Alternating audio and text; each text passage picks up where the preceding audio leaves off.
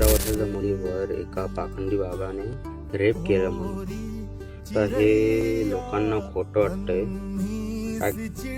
म्हणजे तिची आई तिला घरी न्यायचा प्रयत्न करते आणि तिला जस्टिस पाहिजे ती बोलते. कारण त्यासोबत जे झालंय ते खूप चुकीचं झालंय आणि कोणतीही मुलगी सहन नाही करणार. तर पोलिस पण त्या जागेवर होते पण पोलिसांनी काय ऍक्शन घेतला नाही. तर ती सारखी बोलत होती की मला जस्टिस पाहिजे. या पाखंडी बाबाने माझ्यासोबत रेप केला म्हणून ज्यूस प्यायचा बहाणे नेला आणि रेप केला माझ्यावर.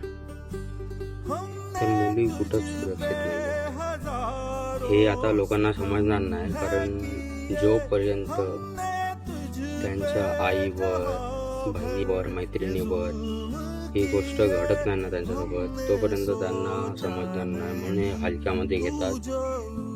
तिकडचे पोलीसवाले पण खूप हलक्यामध्ये घेत होते. तिची आई तिला सपोर्ट नव्हती करत. मला हे चक्क आश्चर्यचकित वाटते. आई तिला खेचत घरी न्यायचा प्रयत्न करते. अरे तिच्या आईने डायरेक्ट त्याला पकडायला मारायला पाहिजे आईला वाढायला चपलांनी. तोपर्यंत त्याला अक्कल नाही येणार. परत तो असा विचार पण नाही आणणार डोक्यात मुलींबद्दल. आईला पण ते खोटं वाटत होतं.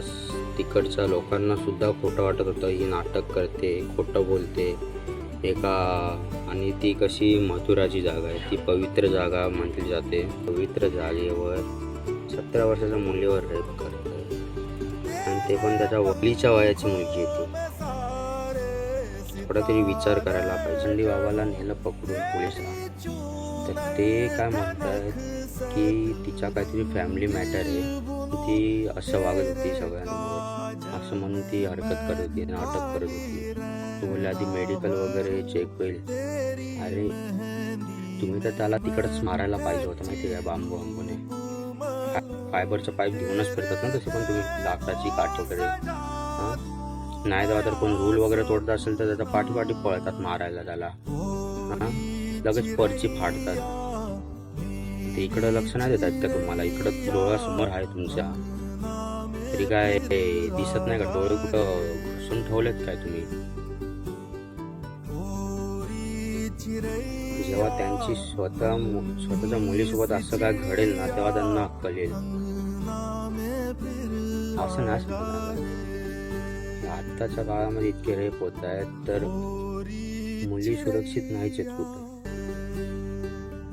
म्हणजे मुलगी जन्माला येणं हा पापच आहे.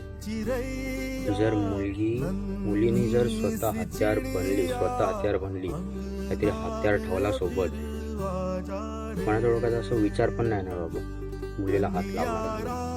मुलीला जस्टिस भेटलाच पाहिजे. जास्तीत जास्त शेअर करा हा व्हिडिओ, कारण आपल्याला त्या मुलीसाठी जस्टिस पाहिजे. प्लीज. आज ही मुलगी, उद्या तुमची बहीण नातेवाईक मधली नसावी, म्हणून सतर्क राहा. आणि मुलींना मेन म्हणजे कराटे क्लासला पाठवा. त्यांच्याकडे हत्यार ठेवा, जेव्हा बॅग आहेत, जर बॅग असेल त्यांच्याकडे त्याच्यामध्ये तो फोल्डिंगचा एक चाकू येतो तो त्यांना